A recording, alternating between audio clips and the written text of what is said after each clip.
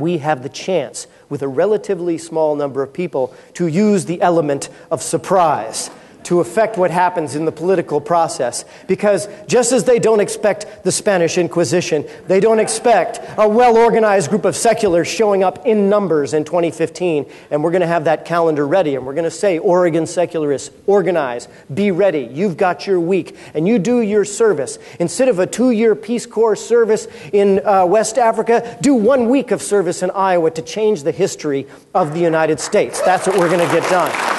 And we're going to get it done together.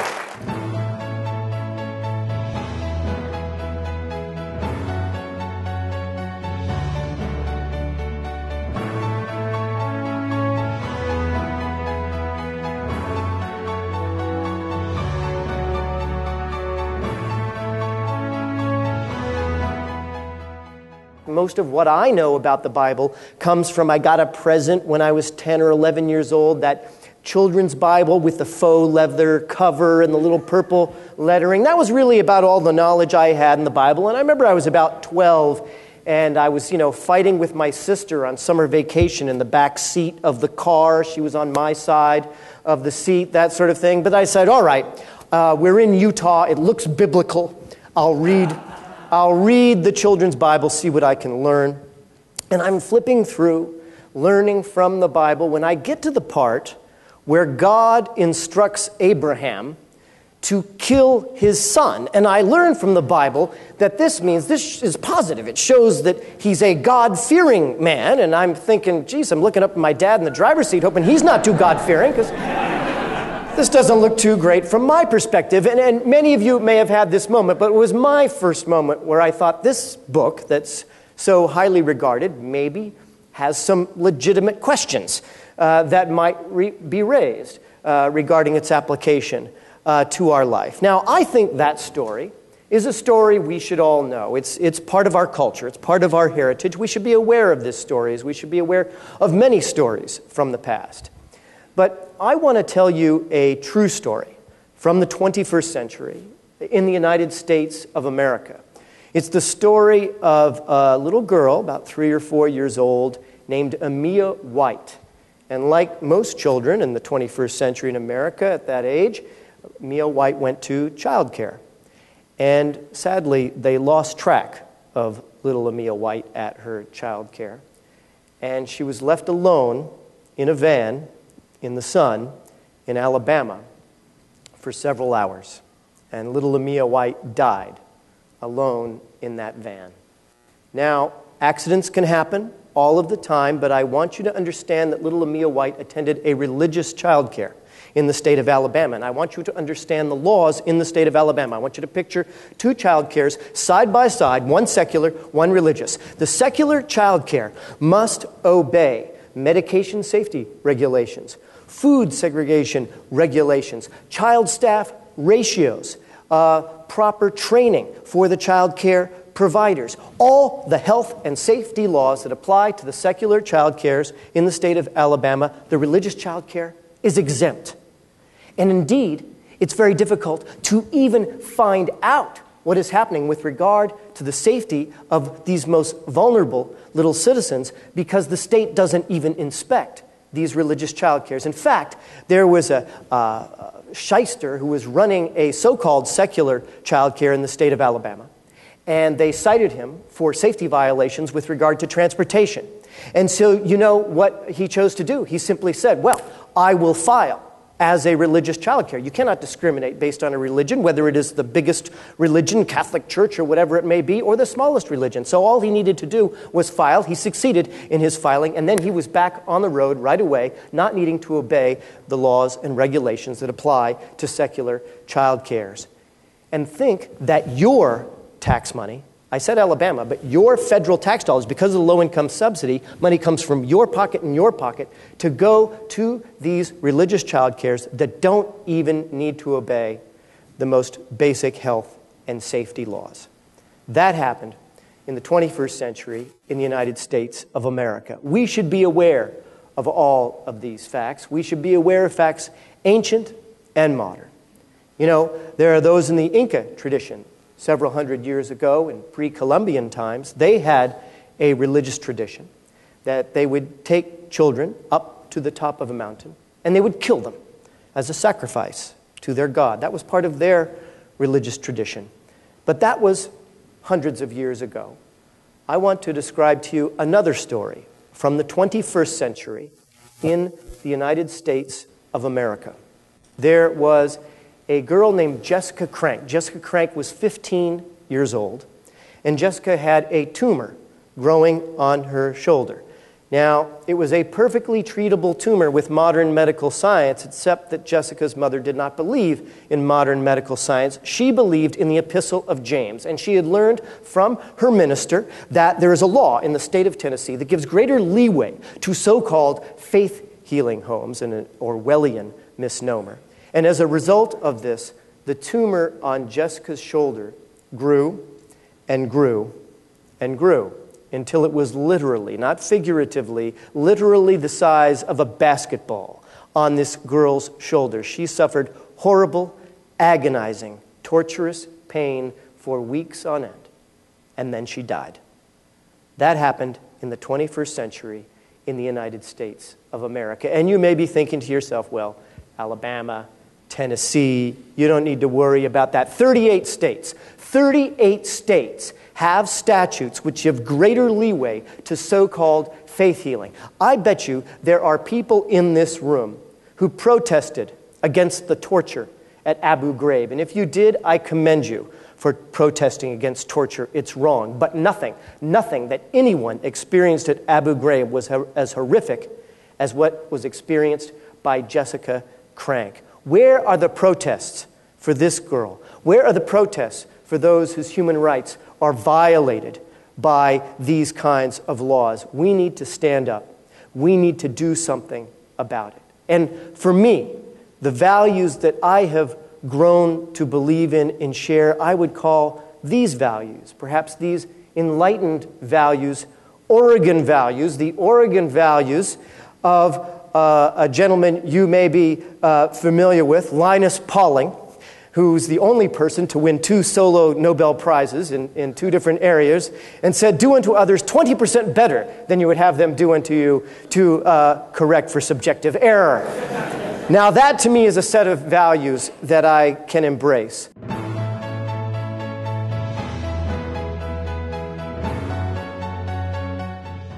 I write a chapter in my book called The Fundamentalist 50. These are sitting members of the United States Congress, 535 people who make decisions for 300 million Americans. And I wrote the chapter Fundamentalist 50 just because I like the alliteration. I could have written Fundamentalist 150.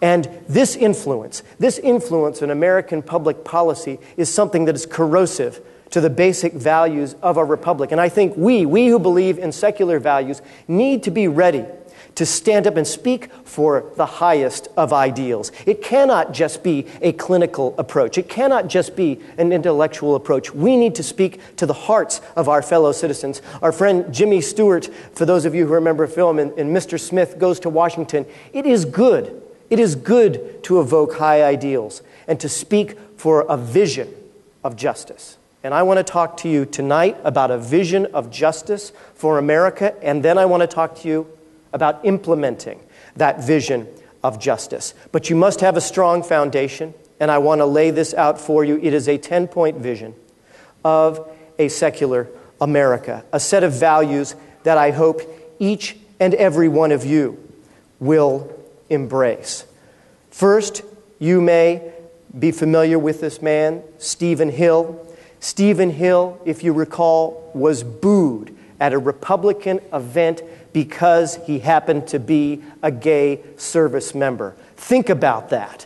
Booed because he was a gay member of the United States military. I bet you that there are people who are in this room who have served in the United States military, and I think we should show them and show him what values by giving a round of applause to people who have served our country regardless of their sexual orientation.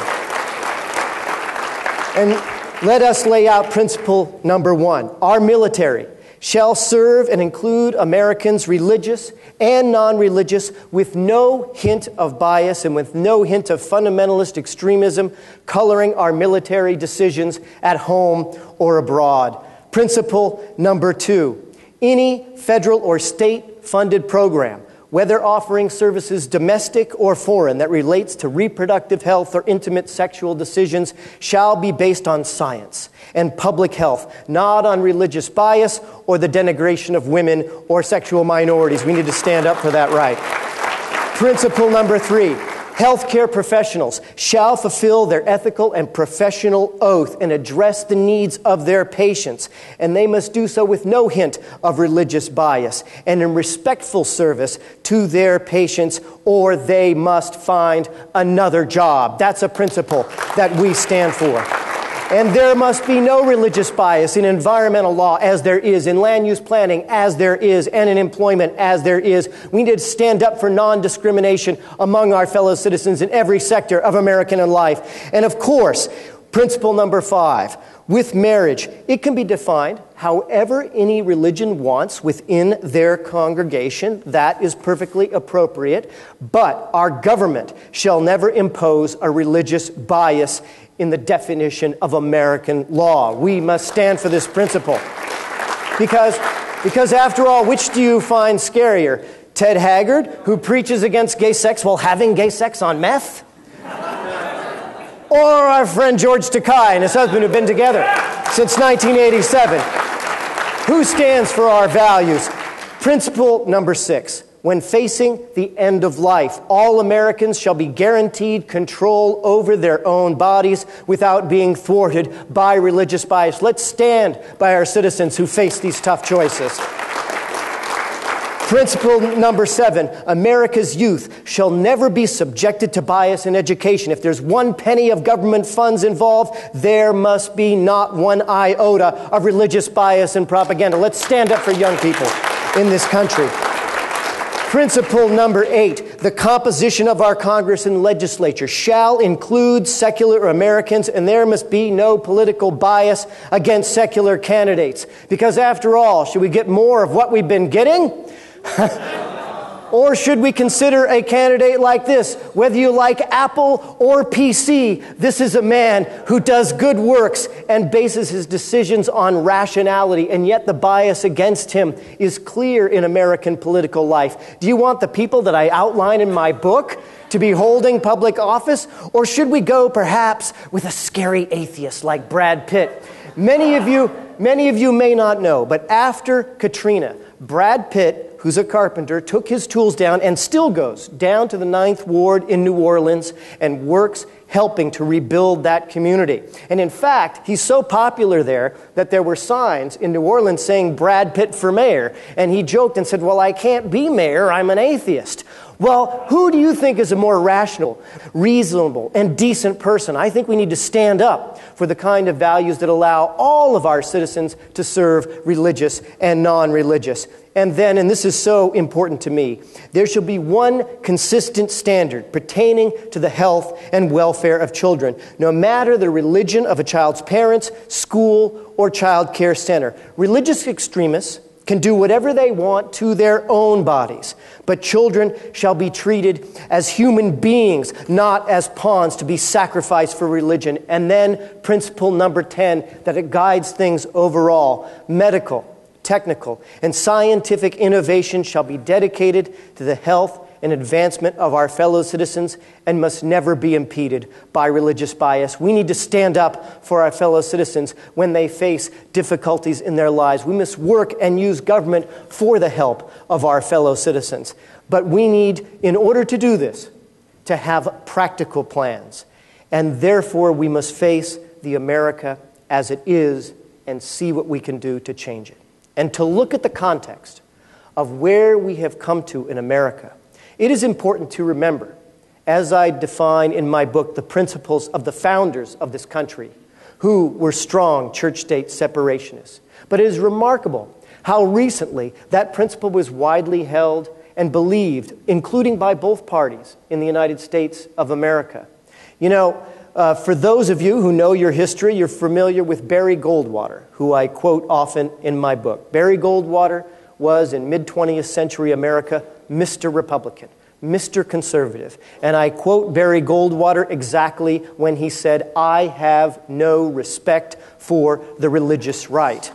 In fact, In fact, Barry Goldwater, here he is with President Kennedy. They disagreed on so many issues, but they were personally friends. And Barry Goldwater and John Kennedy had agreed that in the 1964 election that they were going to do Lincoln-Douglas debates and stand side by side as friends and talk about their disagreements, but their disagreements did not include their both strong commitment to the separation of church and state.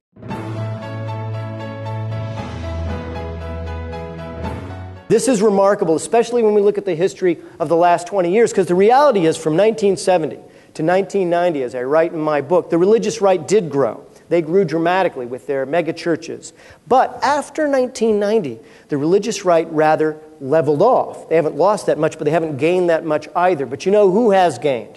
Who has gained is the secular group. The non-religious group has grown dramatically, and yet we have not asserted ourselves. We have not asserted ourselves to affect the political process in a real and significant way, and we really need to do so because the theocrats are deeply embedded in our government, and the problems they have created are pervasive. When I offered to you a 10-point vision of a secular America, unfortunately, I document with specific details and examples that every one of those 10 principles are violated by religious bias in current American law.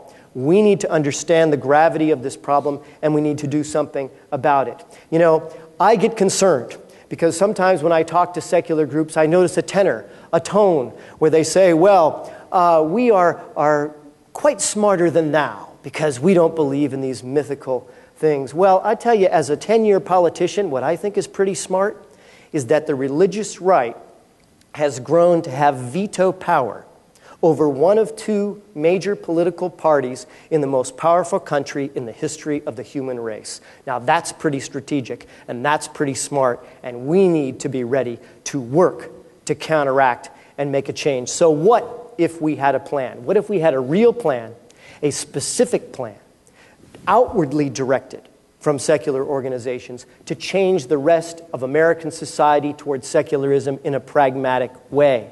So I know you're looking at me and you're asking me, yes, Sean, yes, tell us about Australia. So I'm going to tell you about Australia. I'm going to talk about that. So I did a 14-city tour in Australia and New Zealand, and it was marvelous and interesting and educational. But one of the things that struck me is I spoke to the organizers of huge secular conventions that they had down there in Australia, bigger than in North America, bigger than in Europe, huge conventions. And one of the organizers told me, it was such a great experience. We're here. We're proud. We feel so good about ourselves. It was jubilant. And then they did it again. They had an even bigger convention, and they beat North America, and they beat Europe again, and had these huge, vast crowds. But the second time, the organizers told me it didn't quite feel the same, because they said, well, we already said we're here. We already know we're here. Now what? And they asked me to come down and talk to them about public policy. And I'm very proud to report now they have organized the first ever secular policy-focused organization to speak out on church-state separation in New Zealand and in Australia, so that they are not simply debating the philosophy, which is important, but debating the issues affected by that philosophy. And I think we need to have that focus as well. So I know you're asking me, Sean, tell me about Iowa. So that is exactly what I'm going to do. I'm going to tell you about Iowa now. Many of you may be familiar with a little bit of history about the state of Iowa. There was this guy who was governor of Georgia, and nobody had ever heard of him outside of the state of Georgia. A guy named Jimmy Carter, happens to be a nuclear engineer. And he had this plan. He sort of took a page from a guy named Sun Tzu from a few centuries ago, who said, emerge to their surprise and appear where you were not expected. And so what Jimmy Carter did, because if you look back in history, Jack Kennedy, Barry Goldwater, they didn't go to Iowa. It wasn't on the radar as a political stop as it is now. So what Jimmy Carter did is he created something called the Peanut Brigade, basically a bunch of Georgians. And they bussed them into the state of Iowa, and they were well-trained and They were polite, and they were hardworking, and they worked months and said, hear about this really nice, principled governor of Georgia. And Jimmy Carter won that caucus, and he springboarded into national media attention, and that's how he became president of the United States. And the political process in America has forever since been changed within this small state, so that now things are dramatically saturated within the state of Iowa. So I'm going to turn to someone who is not a nuclear engineer, Michelle Bachmann. What I want you to notice about this picture is the Iowa caucus, January 2012. That's January. You're wearing a parka. She's wearing a sleeveless outfit there. And look behind her.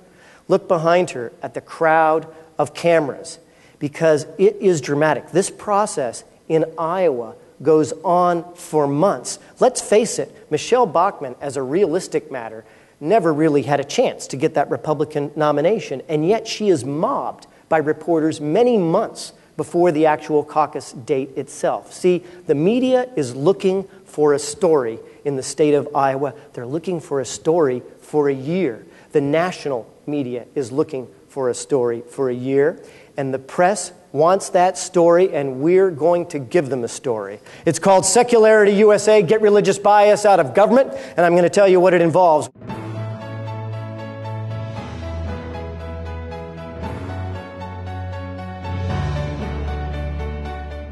Richard Dawkins is coming to Iowa next spring to build a huge base of volunteers to make us change America. We are going to have collaboration among liberal religious groups, among folks in the LGBT community, those who are involved with civil liberties. We're going to have secular education groups, women's rights groups working together. We're going to hire an Iowa field director on the ground to be ready in this location to work with people. And then starting in 2015, we're going to have a continuous presence in Iowa from secular groups from Oregon to Florida. We are going to be there, present consistently. We're going to have a billboard campaign. We're going to be there at the state fair. We're going to have grassroots trainings with a consistent message, everybody wearing the same Secularity USA t-shirt, presenting the same message. Those who believe in separation of church and state, religious and non-religious together. And we're going to have fun with celebrity guests like Adam Savage, who told me he's going and is going to help out with this project. We're going to be working extensively with the people in Iowa,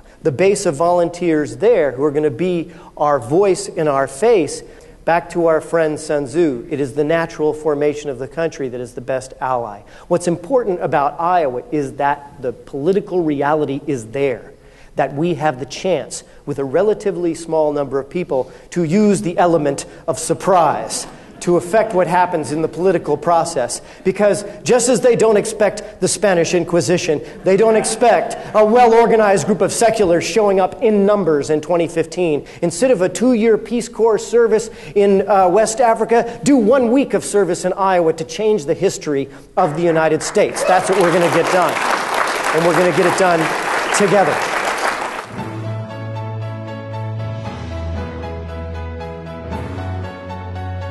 To change the history of the United States. That's what we're going to get done.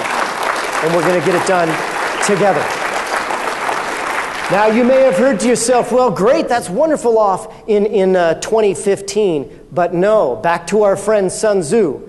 Victorious warriors win first and then go to war, while defeated warriors go to war first and then seek to win. The important part of this process is right now. We need to organize all over the United States right now. Whether you are a tech person, whether you are a website developer, whether you are a natural organizer, a phone caller, someone who cares about justice, someone who's involved in marketing, somebody who's ready to make some phone calls, you have a job to do, and that job is right now. And before you think this is going to be some kind of earnest service, this is the picture of our party bus we're heading over. We're going to have a good time making this change, and we're going to speak when we have our party with a disciplined voice. And this is very important, because the 10-point vision of a secular America is not an arguing vision. If you want to go to the bar afterwards and debate with a minister who will help us, or a rabbi who will help us about whether or not to believe in God, that's great. You have that discussion. But when we're out there in front of the cameras and we show up at the coffee shop, and I've been there and done this, so you show up and there's Joe Biden or there's a Michelle Bachmann, That's not so relevant to us. What we're looking for is all the reporters that are there. And when we go, and our spokesperson, who may be an Iowa minister or may be an Iowa rabbi, we're all there ready to articulate our message and stay on point, because the 10-point vision of a secular America unites us. It brings us together with something that we can agree on with regard to separation of church and state. It draws in new people who want to be involved in activism. It provides great credibility because I, as a lawyer, for example, object if someone has a cross on public land. As a judge, I would strike that down. But no, that's not part of the 10-point vision. Everything in the 10-point vision has concrete examples of human victims today who have been harmed by religious bias in American law. We are going to humanize the secular message, and we're going to provide leadership. There are many, as they should, who speak out about religious discrimination in law related to those who are in the LGBT community. And, of course, the suppression of women's rights. Those are very important issues. But there are huge organizations that speak out on those very important issues. The 10-point vision of a secular America offers us as leadership because we show them 8 more areas of law, including the terrible examples of harm to children that I described to you. We are the ones providing the leadership and illustrating the pervasiveness of this problem, of the corrosion of the separation of church and state in this country. So, Iowa, it does make the heart beat faster because together we are going to change America for the better. Now I want to show you another picture of Tim Minchin because, well, I just want to. No. I had the honor of speaking at the Reason Rally, and it was a wonderful and fantastic event to see people like Tim Minchin and Eddie Izzard and so many others. But, you know, as great as an event as it was, we got some good media attention, but I think we needed more. And we have to think from the mind of a reporter. What is a reporter looking for? And they want to see a story of what it is we are doing to change society, and we want to look for where our opportunity is. So we won't be trying to bring the media to us. We will bring us to where the media is, and we will be gathering and showing that we are doing something to make a change. So Party in Iowa with Adam Savage, and a party to change the world, a party in the USA. I did have a picture of Miley Cyrus, but I decided I just could not do it. But this party, because then it continues with our trained volunteers with a specific discipline message. We bring that message back to Oregon, to Florida, to Maine. We work on the congressional and the legislative level. We understand the message. We energize our peers back home, and we do something substantive to change this country for the better. The goal here is capture the imagination and attention of the media about an organized, articulate, diverse counterbalance to the religious right that includes liberal religious people, but that is organized by the non-religious. And another important goal for this is inspiring growth in our movement so that we can move beyond anything that tastes of infighting, anything that involves situations where we are simply being static. It shows us moving forward and energizes us to move forward. Because as our friend Sun Tzu says, you will succeed only if you have the tenacity, unity of purpose, and above all, a spirit of sympathetic cooperation to make the change. This is what we are going to achieve, whether you want to be the strident secularist or whether you want to be the one who goes to Sunday assembly. It's all good by me, because we can unite to make a change for our fellow citizens, a compassionate change for our fellow citizens. Most of the issues in the 10-point vision, by the way, don't just affect us. I think this is something that's very important. It will affect many people who are religious to their benefit. This is a cause, an immoral cause, that we can stand up for.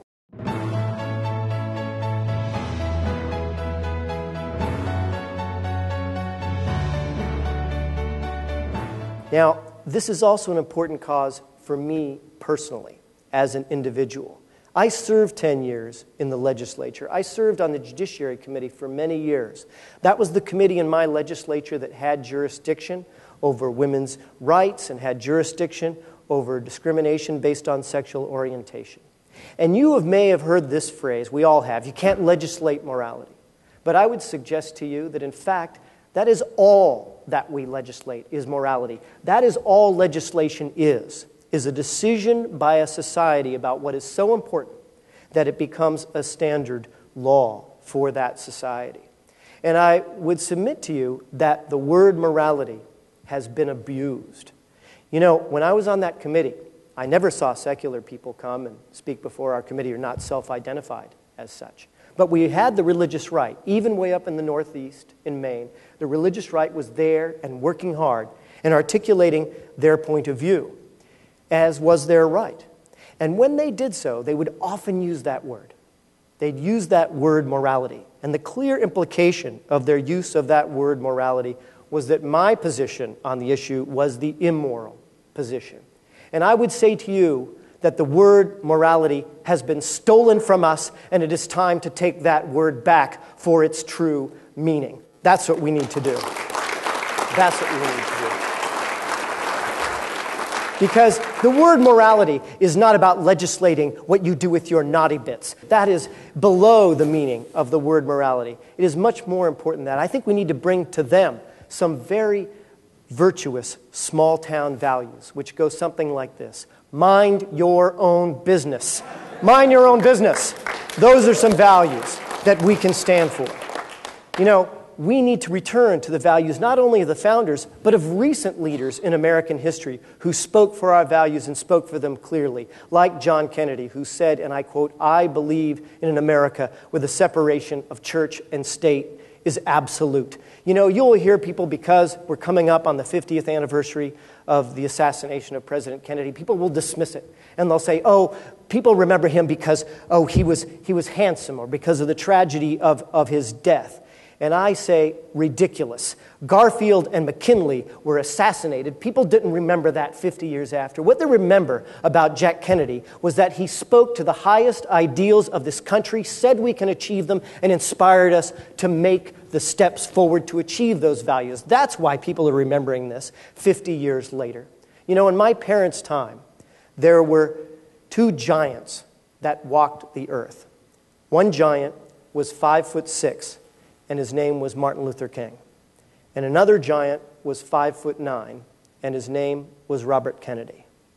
And these men spoke throughout this country for justice. And I want you to picture being in their situation, because these two men knew from verified FBI reports, time and time again, that there were people with guns who wanted to kill them.